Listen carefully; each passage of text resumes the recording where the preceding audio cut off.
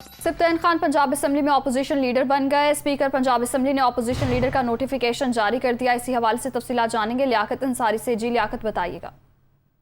आज बिल्कुल पंजाब असम्बली में अपोजिशन लीडर के तकर्रुर का अमल मुकम्मल हो गया है। आज तहरीक इंसाफ की क़यादत ने पंजाब असम्बली सेक्रेटेरिएट को आगाह किया है कि सप्तान खान पंजाब असम्बली में जो है वो अपोजिशन के लीडर होंगे। इस हवाले से असम्बली सेक्रेटेरिएट को जब ये इतला जो है बाकायदा तौर पर PTI की क़यादत की तरफ से दी गई तो उस पर स्पीकर पंजाब असम्बली परवेज लाई ने जो है वो अपोजिशन लीडर के तौर पर सप्तान खान का नोटिफिकेशन जारी कर दिया। यूं आज के इजलास में, बजट इजलास में, सप्तान खान जो है वो अपोजिशन लीडर की हैसियत से शरीक होंगे और जो बजट पर डिबेट ओपन होगी वो भी अपोजिशन लीडर की हैसियत से इस डिबेट को ओपन करेंगे। पहले मियां महमूद रशीद और मियां अफजल इकबाल को बेतरतीब अपोजिशन लीडर और डिप्टी अपोजिशन लीडर देने का फैसला हुआ था, लेकिन उसके बाद फिर दोबारा से मुशावरत का अमल शुरू किया गया और 2 रोज ये मुशावरत जारी रही और आज बिलाखिर जो है वो पार्टी के तमाम फरीकैन ने जो है वो ये राय दी कि सप्तान खान जो है वो एक ऐसी शख्सियत है जो पार्टी में सबके लिए काबिल कबूल है, तो उनको अपोजिशन लीडर मुकर्रर कर दिया जाए। फिर ये फैसले से इमरान खान को आगाह किया गया और इमरान खान ने जो है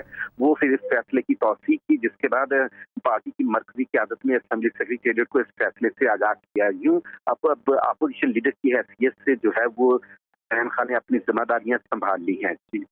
जी शुक्रिया लियाकत अंसारी, आपने अपडेट किया।